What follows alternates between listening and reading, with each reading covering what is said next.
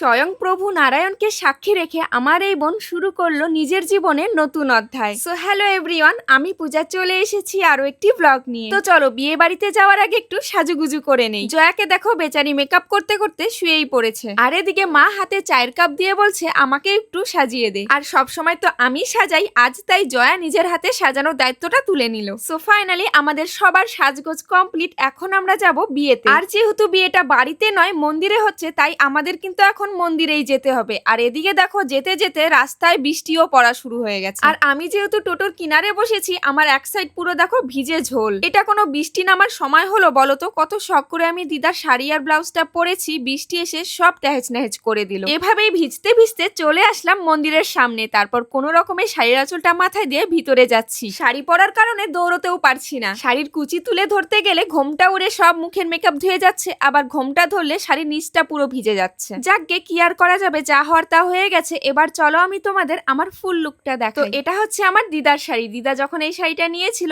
আমি দেখেই বলেছিলাম যে এই শাড়িটাকে আমি গোপী স্টাইলেই পরবো। তো এবারে তোমরাই বলো আমাকে কেমন লাগছে দেখতে। একদিকে বিয়ের কুঞ্জ রেডি, আরেকদিকে আমাদের কোণেও। এখানে একটু আলো কম বলে ওর মেকআপটা এরকম দেখাচ্ছে, না হলে সামনাসামনি কিন্তু ওকে ভীষণ মিষ্টি লাগছে দেখতে। তো যাই হোক বিয়ে শুরু হয়ে গেছে, আর এখানেই কিন্তু আমার কিছু মিষ্টি মিষ্টি ফলোয়ারদের সাথেও দেখা হয়ে গেছে। আমার এই বোন যেহেতু বৈষ্ণবী, তাই ওর বিয়ের নিয়মগুলোও কিন্তু বৈষ্ণব মতেই করা হচ্ছে। কি সুন্দর দৃশ্য তাই না? দুটো মানুষ তাদের জীবনের নতুন অধ্যায় শুরু করছে স্বয়ং প্রভু নারায়ণকে সামনে রেখে। এই দৃশ্য দেখে মনে একটা আলাদা রকমেরই শান্তি জাগে। আর হ্যাঁ, তোমাদের একটু আগেই বলেছিলাম বিয়েটা যেহেতু মন্দিরে হচ্ছে, এখানে কিন্তু প্রভু জগন্নাথ দেবেরও আরতির সময় হয়ে গেছে। তাই আমিও কুঞ্জ থেকে একটু সরে চলে আসলাম সন্ধ্যা আরতি দেখতে। আর এদিকে কিন্তু বিয়ে চলছে, এখন হবে সিঁদুর দান। বর তো সিঁদুর পরার আগেই ঘেমে যাচ্ছে। এদিকে কোণে ওকে সান্ত্বনা দিয়ে বলছে সিঁদুরটা যেন পরানোর সময় অবশ্যই আমার নাকে পড়ে। এতটুকু অব্দি তো ঠিক আছে, না হয় আমি আমার মনের কথাটাই সিচুয়েশনের উপর বলে দিলাম। কিন্তু